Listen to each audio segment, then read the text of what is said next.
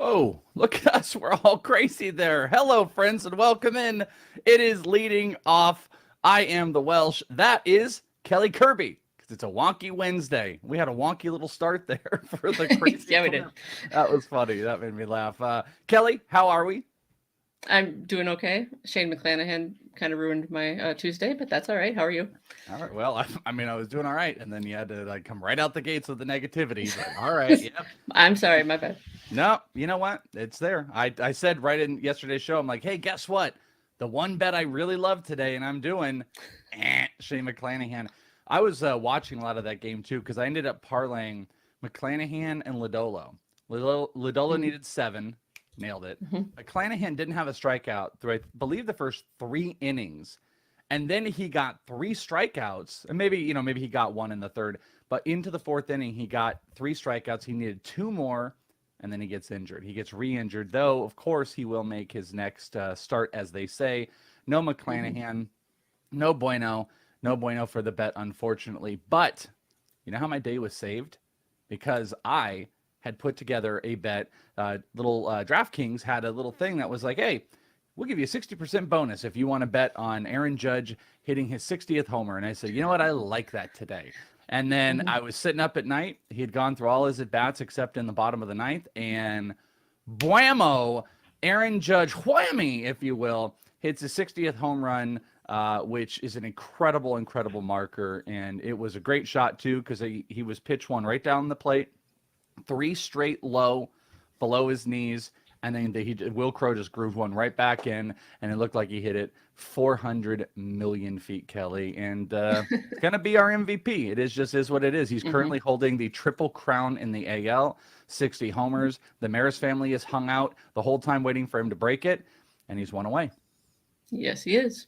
I was actually thinking someone with a lot more time than us should figure out if you had bet $5 on him to homer every day, where would you have come Mm. out this year? Or $10, See, that's however you want to look at interesting. it. Well, see, what's hard about that is he doesn't get really great odds. So, like his odds Yeah. last night to homer were plus 126, and then they gave you extra odds. So, it's Yeah. not like if you were playing a guy, that was getting like plus 400, you would have like a 4-day buffer in between all of those, and you could rock it. But otherwise, I don't know. I don't think you would have done too well unless you did play some version of like escalating betting. There's probably a way that you really could have done it. Dr. Glenn, after you finish with our moon math about how hard O'Neill Cruz would hit it on Jupiter, let us know about this and how your betting would have gone, please. By the way, you can find Kelly on Twitter at the Wonky Penguin. You can find me on Twitter at Is It the Welsh. And this is locked up for you, Kelly. Aaron Judge, Yes. MVP, locked up. You Mm-hmm. just don't need to worry about it anymore. No more talking. No, I don't think that it's worth discussing at this point. We can argue theoretically, but it's over. So What we should do is we should have like an off-season episode where we'll have to get an overlay of like 3 or 4 of us, and then we all just come on as the award is announced, and we'll talk. Like we spent so much talking about it time this Mhm. year that we could talk about it when he actually does it. So there you go, Aaron Judge. Got me a couple ducats after Shane McClanahan did not get it for me, and Mhm. hits the 60th of the year. So we've got some records in the next week and a half to follow. Also, Giancarlo Stanton, no big deal. It hit his third career walk-off grand slam Tuesday as the Yankees came back to beat the Pirates.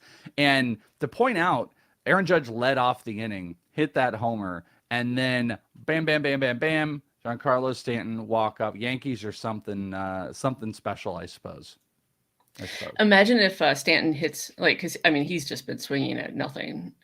Because the other 3 at bats yesterday he struck out, but imagine if he gets one of those weird hot streaks going like right at the start of the playoffs, and then you He's put one the of the two of one them people you together. don't. Yeah, that's a great Yeah. point. He's one of like, I mean, there's like 3 or 4 guys in Major League Baseball. It's like you can't let them get going. Like I would even say like Adalberto Mondesi is one of those guys, even though he's not around this Mhm. year. Like you can't let him get going. Same thing would be with Stanton. If he gets going, everybody's in trouble. That's a really Mhm. great point. Yep. By the And way, then shout out our to oh, go go ahead. ahead. No, no, I you was go. just gonna say our theory of just walking him in the playoffs then becomes much more complicated. Yeah, But yeah. There was actually a part of me that was. I mean, the Pirates were up last night not in a Stanton situation, they couldn't, but I guess with the judge, I was almost curious, like, why did they even pitch to him? I mean, they were up 4 runs, so what do they care? But there's just kind of a like, why even bother with it? But it is what it is. By the way, shout out to the chat for all of the hair comments. Yes, I did. We trimmed up the hair, and we're rocking hair today. As I mentioned yesterday, my son won Student of the Month at his school, so I'm going to go from here. That's why we're going a little bit early. I'm going to be going over there to make sure to show him some love, but we had done some hair, so I am rocking. I like the hair. I like it. So shout out to all you guys for the nice hair comments. Thank you very much. I will take those as long as I have them until the hair goes away. This is why we have to wear it long until it gets balding or anything like that. By the way, one of the things I don't think anyone warned you about when you get older is when you don't pay attention to your hair enough and then you go in to like cut it and you're like, where did all this gray come from? I have so much gray. I'm going to be Quicksilver here soon for you Marvel people. Like there's a lot of gray that's hidden behind what looks like jet black on the screen.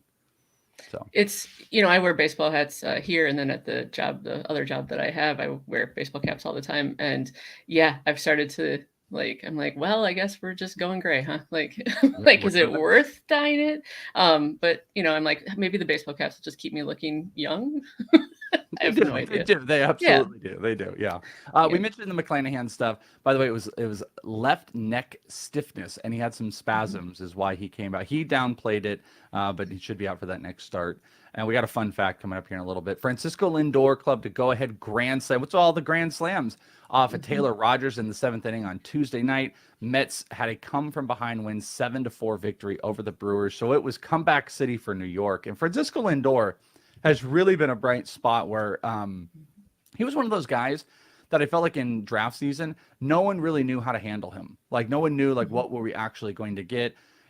Wander Franco was going over him. Tim Anderson from many places was going over him. Lindor ended up being like a 6th or 7th shortstop. I think there were even people considering Javi Baez over him. But Lindor's really kind of re-solidified his season. I should have pulled up his stats. I will do that right now. But any thoughts on how Lindor has played this year?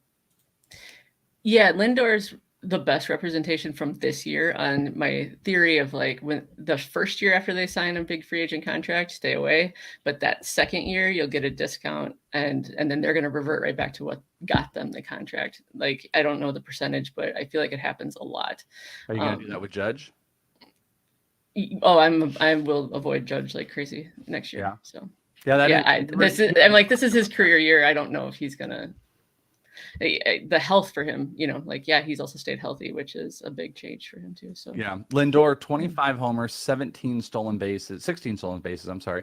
99 RBI, 92 runs, hitting 270. So legit shot. You get up to 275, 100 with 25 and maybe 20 right around there. That's that's a first round season. That's a first round statistical season that Lindor's put together that I think has quietly happened. And he definitely was a nice discount this year and has been really good. And also Kyle Schwarber, 3-run homer, hit his 40th of the season versus the Blue Jays. 40 home runs for Kyle Schwarber. Unbelievable. Hitting what the hell is he hitting right now? There's another one I should have pulled up the stats for beforehand.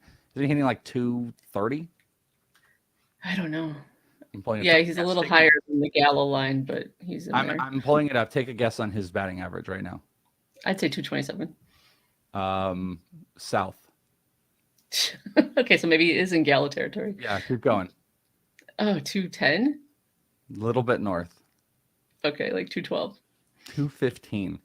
Oh my God. 215 on the year with 40 homers. What was Gallo? See, now I got to do this. Now, see, this is what happens to me sometimes. I get into these rabbit holes where I now have to know things. What would the most amount of homers Joey Gallo hit? Okay, so check this out. The most amount, he hit 41 and 40 in back-to-back years in 2018 and 2017. Man, okay, never mind. His batting average was 209 when he hit 41 and 206 when he hit 40. I wanted to feel has there been a guy that's hit under 215 that's had 40 plus homers? Yeah, apparently there has. So, Kyle Schwarber's only a couple bad games here throughout the rest of the season to get under 210 and challenge Joey Gallo. This is Joey Gallo territory for sure. And I avoid Joey Gallo type players. That's what's tough. Kyle Schwarber feels like a player that you move way more up and you're investing in, but I won't. If a guy's hitting under 220, I just don't want to do it. What's his on base percentage since you It have is it up? better. 313. 313 this Okay. year. Oh, Joey Gallo's, yeah. if we can compare, in 2017 was 333, but the following year where he hit 40 homers and hit 206, it was 312. So this is like full on representative of the 2018 Joey Gallo, what Schwarber's doing. Like full bore.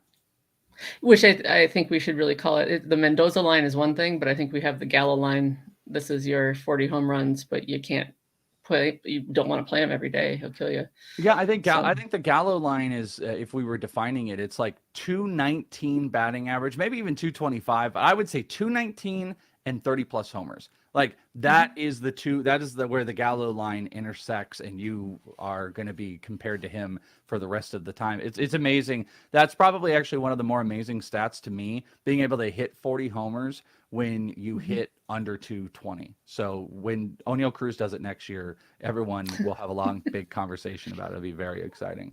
On the yep. injury front, yeah, and you know it'll happen. I mean, my tune will change on O'Neal Cruz a whole lot with everybody next season, but there'll still be the hints of my problem with him. But it'll be a lot more exciting with a year under his belt and stuff like that. I watched him Yeah. whiff on Aroldis Chapman last night, just swinging at. He didn't know what was coming. He didn't know what was coming up. He was just bat in front, hoping to make some contact. I'm like, who let him bat against Aroldis Chapman? I loved it. It was awesome. Yep. Trey Turner was pulled from game 1 yesterday after being hit in the back with an errant throw. However, he played in the second game, and Dave Roberts said it was just a precautionary thing. Just precautionary. Just like pulling all those pitchers in those perfect games. Just precautionary, as Dave Roberts likes to do. Nelson Cruz remains out of the national starting lineup on Wednesday. An eye issue. God, it was something weird. It wasn't like a normal It's like an eye. Yeah, it's an eye irritation type of. I think it also happens when you're 40. I was about to say, sounds like something a 42-year-old might say on a losing team. Like, yeah, I'm irritated. My eye. I'm irritated in my eye, not because we're losing and I don't want to be out there right now. Totally. Right. Nick Senzel was diagnosed with a fractured toe in his left foot. I mean, that is literally people know my exploits. I broke my pinky toe 3 times in 6 months, completely shattered it. It's still messed up to this day. So I feel for him, but he probably did it, playing on a field, and I did it by kicking a wall 3 times in the same place. I broke both of my pinkies on 2 separate trips to Chuck E. Cheese. So, like I broke one on the first trip and one on the second trip, and I know it's not a toe, but were they within the same, like, a relative time period? No, it was a ways apart, but it was a great fact. And also the next thing on the injuries obviously is not an injury, but I just accidentally put it there. Yeah. Oh, yeah. I see it. J.T. Realmuto went 5 for 5, hit his 20th homer there. That is not an injury. That's just an injury to a baseball, not to J.T. Realmuto. Which, by the way, I do want to throw out. There's been a lot of question about the top catcher and what catcher is going to look like this year. I do want to say it's very impressive, Realmuto, and like how he's continued the production throughout the year, because I think there was a real period of time where we would look at Varsho, we'd look at Adley, and we say this is the number one guy, but Realmuto is the number one guy. Like, he is clear and cut the number one guy to go into next year with all those stolen bases. He found the power again. Like, he's the guy, but the catching position is just so much different than it used to be. There's so many more guys stealing bases, and Varsho is fascinating because Kelly Versray shared something, or Shelly. I said Kelly, you're on the show with me. Shelly Versray, if you follow her, Shelly V. She had shared a really interesting thing the other day that showed Varsho, 24 of 25 homers from Varsho were all pull side. Stuff. I mean, it's like wild. And I think it was against righties. I think 24 of 25 or 25 of 26 was pull side against righties. They're going to pitch him differently next year. And there's some weird positional stuff. Adley doesn't steal bases, but the stealing bases is a whole lot more, and the shift stuff. The catching position, I'm just saying, there's a lot more variety out there. It's weird, but Realmuto was able to, on a full season, pull it all together again and just clear-cut be the guy. Yeah, he was. And the way he started, I think, was he started a little slow. I drafted him high in one league specifically to trade him because I don't like drafting catchers high unless I can flip them. But when I saw that, I wouldn't have actually guessed that he hit 20 until I saw it today. Like, he's kind of just very quietly gone about being the most solid catcher and the one you can really rely on at this point, because we knew Sal Perez was going to drop off from last year because he had to. But with Realmuto, it's like, this is kind of what you're going to get probably, and you can draft based on that. Yeah, he had more stolen bases than homers, like almost a majority of the year. I think more games through the year he had more stolen bases than homers than not. So this is a different. Yeah, his WAR though, he has a full point and a half more of WAR than the next guy, which is Sean Murphy, by the way, who's had a good year. Adley in under 100 games has got the third highest WAR with the 11 homers, but. There's just more stolen bases. Like I'm looking through this list of qualified catchers, and you just see more than usual. It's nothing crazy, I suppose, but I see Keibert Ruiz had 6 this year. Christian Betancourt, who qualifies, has 5. Wilson Contreras stole 4. There's just more stolen bases that are part of it, but he has been pretty freaking phenomenal. If we can, this was a fun fact I mentioned earlier, and it's really not fun, unfortunately. This week, you're in your championship or the final part of Roto, trying to lock it down. You're like, hey, look at me. I got Corbin Burns and Shane McClanahan. This is the Paul Rudd thing. Who would have thought? Not me. I'm going to win this. I'm going to take it all down. Well, guess what? This week, Corbin Burns and Shane McClanahan have given fantasy managers a combined ERA of 9.31 and a 1.86 whip. This sounds a little too close to home, Kelly. Yeah, I mean, I've been on McClanahan. Like, he was my guy. Then he got injured. Then I made it to the championship round in a league I've been commissioner of forever and have not won the whole thing. And I'm like, I'm like, okay, sweet. He's coming back. Like, I figured Houston would bench their starter since they wrapped up the division, and then I looked at it and thought, oh, God. And that's the direction it went.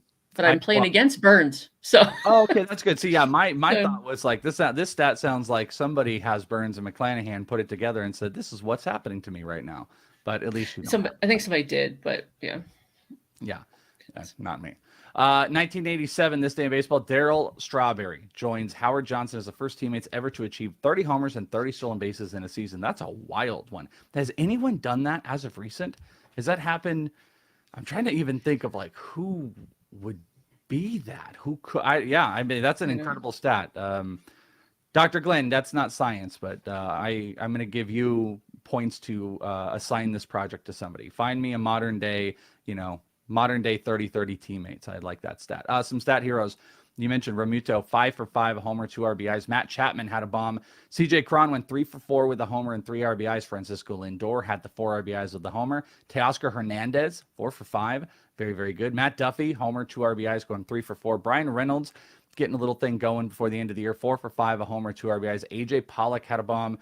Willie Adames, 4 for 5 with a couple RBI. And Austin Barnes, 3 for 4 with a homer and 2 RBI. Do you think the shortstop position is still as robust as it was like in our thought process to start the year? And the reason I say this is like Willie Adames was one of those guys where we're like, I remember Joe would say, don't worry about it. If I miss out shortstop, you know who I'm taking? Willie Adames. Well, that doesn't feel so good now. And we've had a lot of guys kind of fall off. But do you think is how robust it was in the preseason, it is going to be as robust starting next year? I feel like it's going to turn into maybe what third base was like a few years ago, where you have kind of that whole solid line of guys where it's like, this is what you're going to get, kind of that 280, 25 homer. Like, this is just who they are. Nothing exciting, nothing that you're going to want to chase. It's like, this is, you can kind of pick up that guy anywhere you want to. Because Adames has hit 25 home runs. I mean, but he's got one of those like really bad average thing. I'm looking it up, but I think he's hit like 230 and he's hit like 25, 26 homers. Yeah. So his stat line is 30 homers. I didn't realize that. And average was a little bit better. 243 with 30 homers, 7 stolen bases. So he'll fall into that maybe comfortable range. I just don't know if it's quite as sexy positionally as it was in the preseason anymore. No, not at all. And I mean, Dansby Swanson was not somebody that I think a lot of people faded him, and he has had an interesting year. And who's the other one? And Seager was so bad, and then he just went on a tear. So that's what I mean. Like, you're just going to kind of get that good and then the bad, but it's going to not seem interesting or something that you want to spend up on. So. Yeah. And Adamas, like Bizarriza has said, Adamas has been really good over the last little bit. So, a lot of stat lines of guys that had struggled or had injury issues that have been putting it together and really, doing some of that work of like who was good first half, second half, and breaking down the months is always some of the fun offseason stuff. On the pitcher side, Christian Javier struck out 6 over 5. JP Sears, okay, 7 strikeouts, 5, gave him only 1 hit, which is a shocker to me. Joey Wentz, be interesting to see this. Joey Wentz, 5 2/3, 4 strikeouts. I know no one cares, but Joey Wentz actually scheduled to pitch in the Arizona Fall League, and he's in the majors right now. He's been put on the roster for the Glendale Desert Dogs, which is out here. Each team sends like 7 to 8 players, starts in a couple weeks, and the Tigers are not only pitching him in the majors, but they have him to pitch in the Arizona Fall League, which is not uncommon. The Cardinals sent Jordan Hicks out last year to get 3 or 4 starts to kind of get going due to injury. So that's just an odd one to me when I see it. Tyler Anderson struck out 6 over 6, and Pablo Lopez struck out 6 and 2/3, gave up 5 hits, walked 0. On the stat zeros, Jake McCarthy, 0 for 9 with 4 strikeouts. Chris Taylor, 0 for 9, 3 strikeouts. Gavin Lux, 0 for 8 with 3 strikeouts. Also, Lane Thomas, Connor Wong, and Josh Young, all 0 for 4.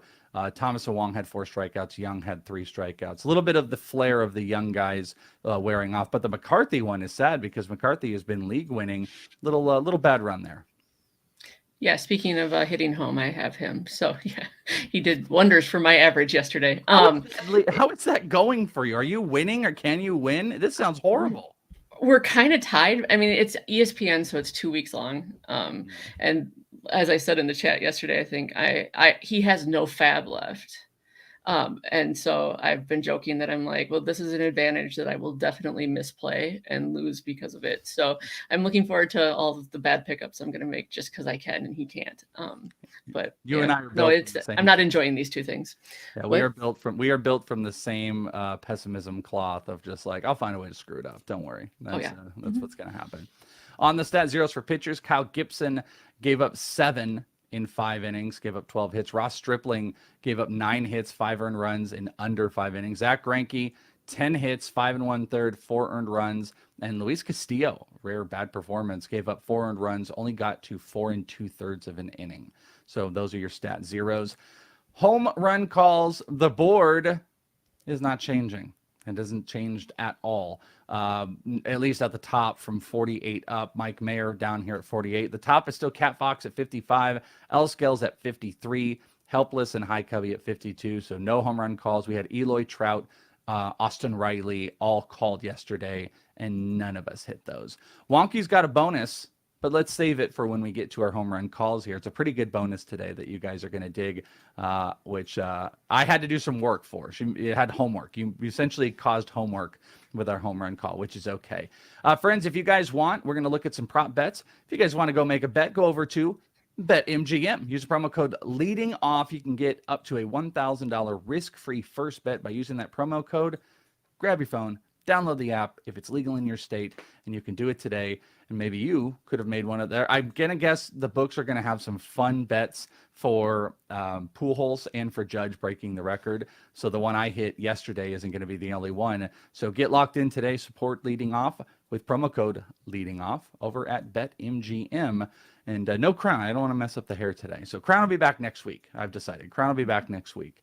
I'm still reeling from the perfect game stuff yesterday, so everyone's in timeout. But I did put some bets together, and you tell me what you like. Wouldn't you know it, the number one prop bet was Oneil Cruz today at 1 total base versus the Yankees. Projected at 2. On DK, this is minus 170.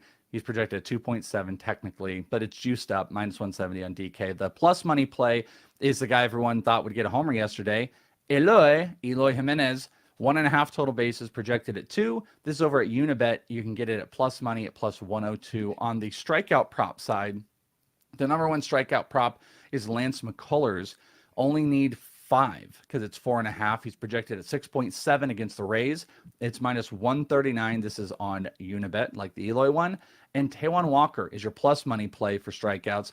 4.5 strikeouts projected at 5 versus Milwaukee, who loves to strike out. That one's actually pretty sneaky. And that is plus 105 over at DK. So, Kelly, any of those that you dig? Cruz, Eloy, McCullers, or Walker?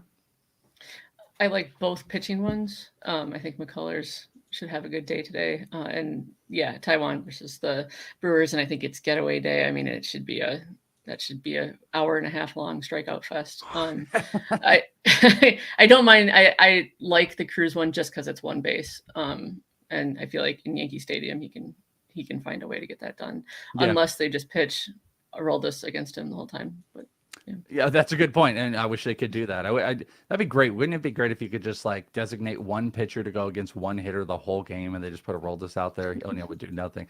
Yeah, the Walker one. This is one of those that it's more about the team. Like early in the year when you would pick on the Braves, you would pick any pitcher strikeout prop against the Braves on the over. This is one of those as well. I really like that. Plus, you're getting plus money on it. And McCullers is probably something similar on DK. So you could probably get, I can guarantee you'll get McCullers at 4.5 strikeouts. Just the juice is going to be different. Maybe you could parlay those together to have a little bit of fun if you want. Over on the DFS side, the pitching, I think you have to dig around for the pitching today. But if you're looking for some implied runs, looking at Atlanta, Boston, San Francisco, and the Dodgers, were all projected over 5 for the day. So if you want to look there's some pretty good matchups.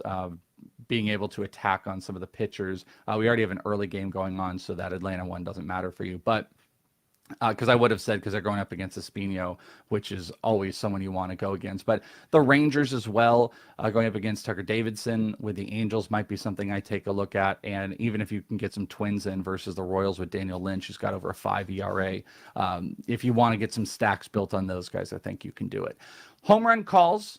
And Kelly, you have our Wonky Wednesday bonus. Tell us all about it. All right, so I'm calling this the ring bearer bonus.